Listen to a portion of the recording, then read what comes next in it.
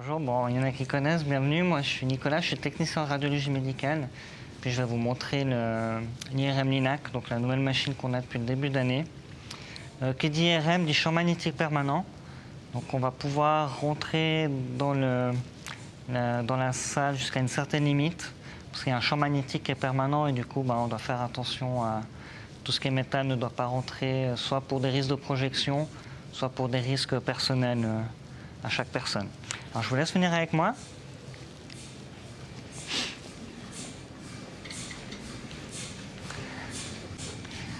Alors vous avez eu la présentation de Marc sur la machine.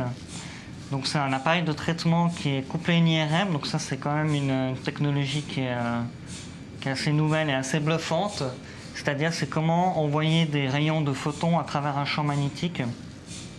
En fait ce qu'ils ont fait c'est qu'ils ont coupé, enfin ce qu'ils ont fait simplement c'est facile à dire, mais ils ont coupé une IRM en deux.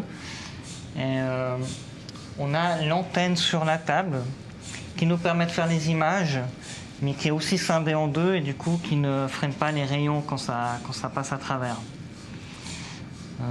Pour tous les patients qui bénéficient de cette machine, ils ont un questionnaire de sécurité à remplir avec le médecin pour savoir si le patient n'a pas de contre-indication.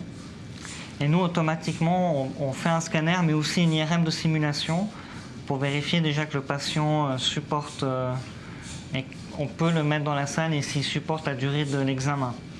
Vu que c'est une machine qui nous permet de refaire un plan au jour le jour, du coup c'est un processus qui est assez long et cette IRM de simulation nous permet de voir si le patient peut supporter entre une demi-heure et 1 heure sur la table. Alors, voilà ce que je peux vous dire, sinon je peux répondre volontiers aux questions. Avec les pacemakers, les patients pacemakers, justement, ça c'est typiquement la grosse indication qui est vraiment qui nous empêche de mettre certains patients avec des pacemakers. Ouais. Pacemakers IRM compatibles ne sont pas Linac. Pour pas insuline, ouais, il y a plein de. En fait, c'est les mêmes contre-indications finalement qu'en imagerie diagnostique. Ouais. Donc, tout ce qui est susceptible de perturber le champ ou de faire des dommages aux patients, du coup, c'est pas possible. Après, il y a aussi peut-être des soucis de corpulence. Certains patients vraiment très corpulents ne passent pas dans la machine. Ce qui n'est pas le cas sur l'autre, qui est un peu plus ouvert. Du coup, on est un peu plus libre à ce niveau-là. Je peux vous montrer quelques images que j'ai affichées sur les ordinateurs. Ça, c'est un détecteur de métaux, justement, si le patient il oublie sa montre ou ses appareils auditifs, des fois ça arrive, du coup ça sonne et puis c'est une sécurité supplémentaire. Et combien de patients par jour Alors, oui, vu que le process il est assez long, en 31 heures, on dit entre 8 et 10 patients par jour. Alors, ça fait une plage ambulatoire, on va dire, tout à fait raisonnable. L'IRM simulation, vous faites aussi là alors? On fait aussi là, du coup ça prend aussi des plages supplémentaires. Des plages horaires, L'avantage de cette machine-là, c'est comme on fait des images tous les jours, on a la possibilité de refaire un plan au jour le jour.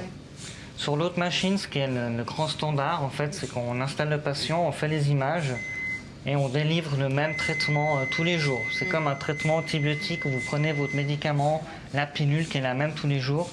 Ici, si on veut un peu faire le lien, c'est comme si au jour le jour, on peut quantifier la quantité de médicaments qu'on vous met dans la pilule. Quoi. Ça, c'est... Voilà pour moi. Quel est des prothèses? Alors, des prothèses, si c'est dans le champ d'irradiation, ça perturbe le champ magnétique, du coup ça perturbe les images.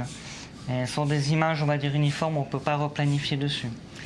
Si c'est des prothèses, on va dire en titane, assez récentes, et qui sont loin, à plus de 20 cm, je crois, du champ d'irradiation, ça peut ne pas poser de problème, du coup ça pourrait être possible. D'ailleurs, on a un patient avec une prothèse, je crois, de genou, et on n'a pas de souci avec ça, parce que ce n'est pas dans le champ d'imagerie.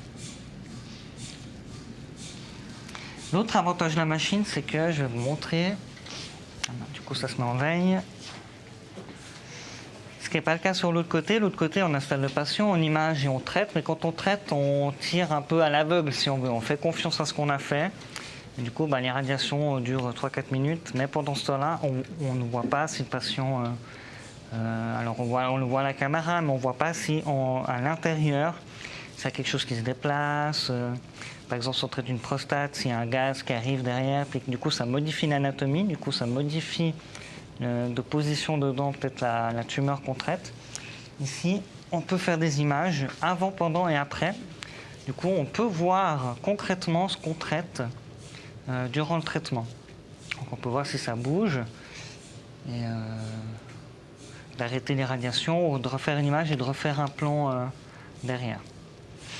Donc ça, c'est vraiment la grosse plus-value aussi, c'est que du coup, ça nous permet pour certaines indications, en augmentant la dose par fraction, vu qu'on voit mieux ce qu'on fait, on peut se permettre d'augmenter la dose par fraction et de diminuer le nombre de séances. Oui. Au niveau des effets secondaires, entre les deux... En théorie, elles sont les mêmes, parce qu'il y a des effets secondaires, on va dire, aigus qui sont inhérents au traitement. Je dirais peu importe la technique, finalement, les effets secondaires seront les mêmes, et les effets secondaires tardifs sont prévus par le médecin en fonction de la qualité du plan de traitement, en fait. Mais moi, je dirais que les effets secondaires sont les mêmes. Peut-être que si on monte les doses par fraction, peut-être le médecin va être plus vigilant sur certains organes, peut-être un peu plus sensibles. Ouais. Donc le médecin, il réexplique les effets secondaires possibles après que le plan soit fait ou bien? Alors c'est expliqué avant lors de la consultation, et le médecin voit les patients toutes les semaines pour faire un suivi, un bilan, s'il y a des symptômes, peut-être soulager certains symptômes, ce genre de choses. Mais oui, il y a un suivi médical hebdomadaire.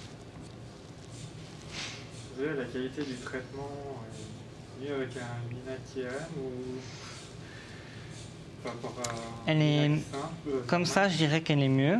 Après, on est limité dans ce qu'on traite. Si on traite par exemple toute une sphère ORL ou au-delà de 20 cm, on ne peut pas. Donc, il y a une limite technique. C'est pour ça que ça réduit encore un peu les indications. Ouais.